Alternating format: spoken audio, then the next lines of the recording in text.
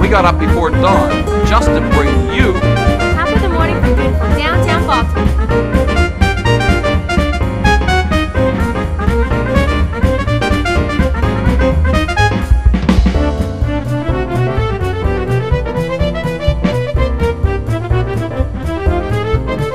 Hi to Top of the Morning.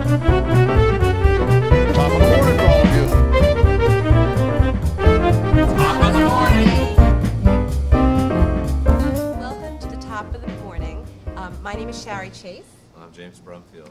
and we are so honored to have Rebecca Hoffberger with us, a true visionary and someone who I read about it and I'm inspired. Welcome. Joining us. Twisted couple here. Hi, it's lovely to be with you all. Thank you. Thank you so much. Now, I was told and read that you are the founder of the Baltimore Visionary Museum, and how appropriate to have such a fabulous museum in this city that had the very first museum in America back in, was it in the 1700s? Yes, the first was the Peel. Yeah, well, it's a national museum right here museum. on the eastern slope of Federal Hill. Isn't that wonderful? And it's called the American Visionary Art Thank you. Museum. But we've shamelessly appropriated, Francis Scott Key wrote, "Oh, say can you see," right there. And I am convinced he knew one day the National Museum for Visionary Art would be there, or why else would he start have it like that? that, right? Isn't that wonderful? Yes. What inspired you to bring this beautiful museum to our city? And, Well- and country, actually, it's national. I think that Baltimore has always been a place of vision. We are certainly the city of first. Yes. You know, right on from umbrellas to electric lights and other invention. But if you think of I always ask people, what does Edgar Allan Poe have in common with Jerry Lee Lewis? They both married their first cousins, who were only 13 at the time, you know. So it's a very different place that has been welcoming to everyone from the great American atheist, Madeline Murray, to the first American Catholic saint. And the largest, as you may know, observant Orthodox Jewish community. It also had the first Quaker church in America. Maryland is a very, very magical place, and Baltimore is certainly its epicenter. Yeah, there's an eclectic bit of people who do live here. But what can some of our viewers see at your museum? Well, we're open every day but Monday. But outside, totally for free, is an 8-foot cosmic egg filled with mirror images, really inspired by the images of deep space from the Hubble, that the Hubble telescope brought back to us by Andrew Logan. And then they'll see a big gold hand now starting this June 2nd and through each first Thursday of the summer months through September. We will have free family movies. That's out. fabulous. Isn't it good? Yes, how exciting. I'm very inspired by the fabulous Little Italy effort. But now you'll be able to sit on the breezy hill of the eastern slopes of Federal Hill with a quilt, you know, and a lawn chair if you want, but clean up. You know, and you'll see this big gold hand that will appear to hold a movie screen. Isn't that wonderful? Can you give us a tour of the museum? Just inspire our viewers a little bit more to come. And before you do that, can I ask you, what inspired you to start the museum? Oh, two big questions. I think that some people get smart by going to school and listening to the wisdom established by others. But then there's some very amazing people who listen to that still voice within. Yes. And to have a place that honors intuitive tradition by the preciousness of each individual is something I really wanted to do. And we've been listed, as you know, we didn't sleep with anybody from Holiday Travel. We were listed over and over again as one of the top 4 or 5 museums out of any kind in America. Isn't So we that must be wonderful? doing something that touches why people ever made art in the first place. So back to your question about what can they appreciate. In our main building, you'll see these towering walls of swirls of mirrors in cobalt blue glass, also known as Baltimore glass because of that Bromo a Seltzer, piece of it? and it's inspired by that tradition.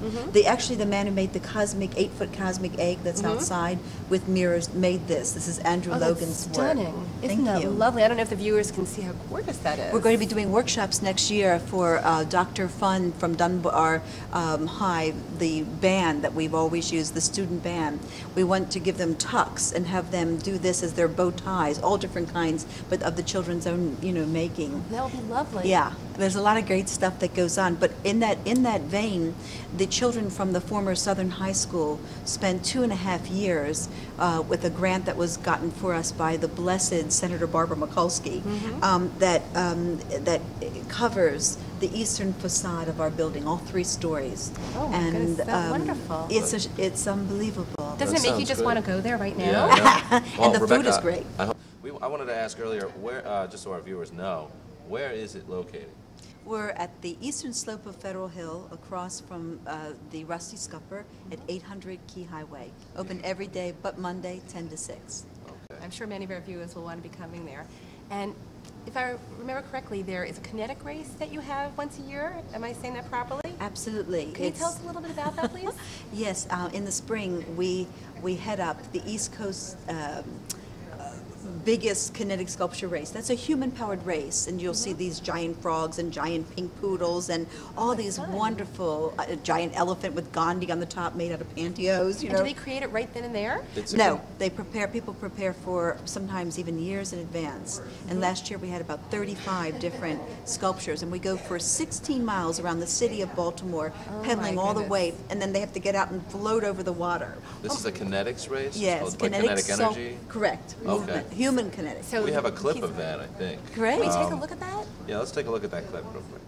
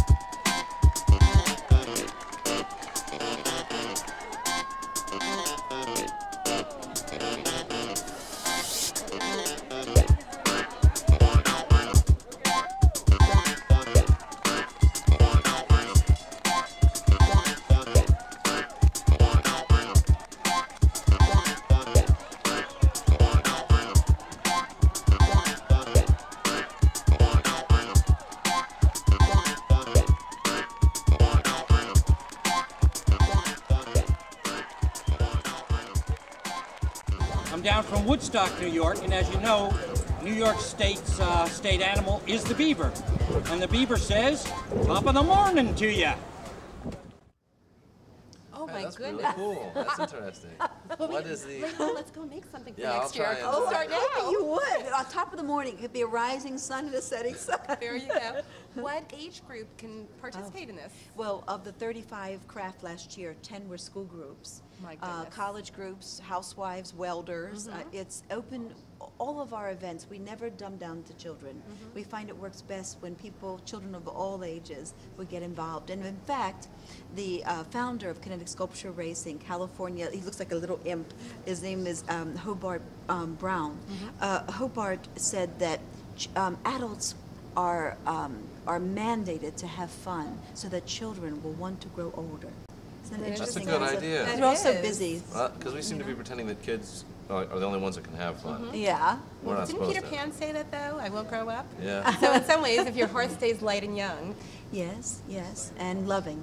Absolutely. One of the things that's inspired me most recently has been a quote from Vincent van Gogh, you know, who only sold one painting in his life and had a very difficult life. But he said the most beautiful thing. He said, the more I think, the more I feel that there is nothing more truly artistic than to love people. And of course, with our new Jim Rouse Visionary Center, Jim, and we look at Baltimore Inner Harbor, all of his work came from that love of what it is to be a human being. And that whole sense of festival marketplace came from that idea of celebrate life.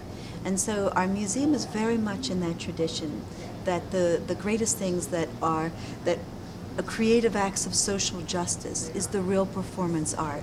So if you come as a parent, you can see that we take a figure like Rosa Parks, and we think of her as a great creative social visionary because she stood up for the right things. Yes. And I think that's a great thing to bequeath to our children.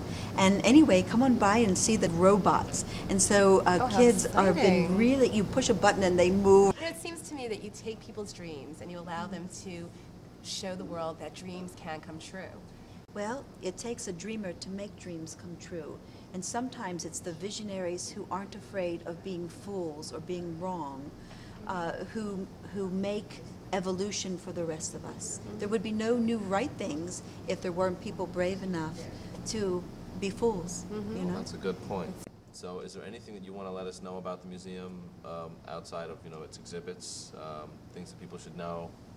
We know where it is now. And also, is this the only type of museum of its type in America? We are the official national museum, but around the world are about now over 30 museums inspired by this kind of self-taught, intuitive artistry. We're the biggest in the world. But the thing I would like people to know the most is people who hate museums tend to like this museum, in addition to kind of people who love museums. So it's a great family outing, great restaurant, really fun gift shop, I'm telling you. That's a restaurant. Good. Isn't that wonderful? It sounds like the place to go when you say, that's the person that does everything, because they don't. They would get something special there. I guess the greatest thing I'd like to leave people with is that Hopkins sends us a lot of people from all over the world when they're being treated there. And it's because over and over again people say it's the single most healing place they've ever been. Healing. Wonderful. Isn't that nice? Oh, my heart's And so you heard it from warm. JHU And doctors, you are so it a must be healer true. from many things we've heard, and thank you. Thank you for doing this, giving people the opportunity to be inspired and know that even if they think a little differently, that they could come there and be inspired to maybe take their own creations and share it with others. Right. Well, Top of the Morning's all about the dawn, right? Let's it have it is. of a new day. Well, we wanted to thank you because you were one of our very first guests when Top of the Morning was started.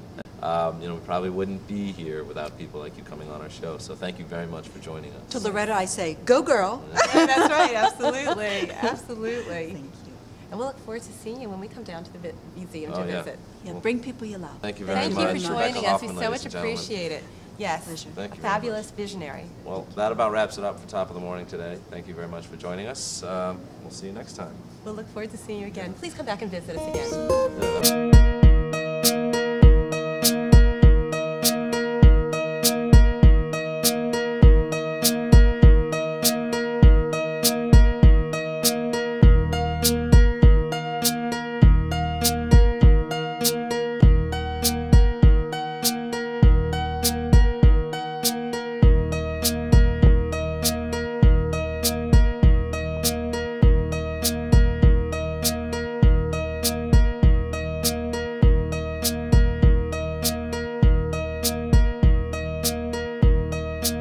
We're standing with Devon Smith's robot family. Devon held the world's record for most miles ever hitchhiked in the Guinness Book of Records. He was a wonderful, loving character, and he never got around to marrying and having his own family. So for $39.95 and numerous trips to the dump, he went and he made these fantastic family. And we've actually had a wedding of these two. You can see her bridal gown that was here. And we invited children, and we had wedding cake, and they had champagne for the adults and ginger ale for the kids, etc. But the necks of so many of them that are moving, as you can see, are old fans, rotary fans, electric fans, mechanism, and the tail worked off of a photograph album that would rotate, but it's broken right now because we have to repair it. But Devon Smith is, these robots are now in our permanent collection since he passed. He bequeathed his children to us.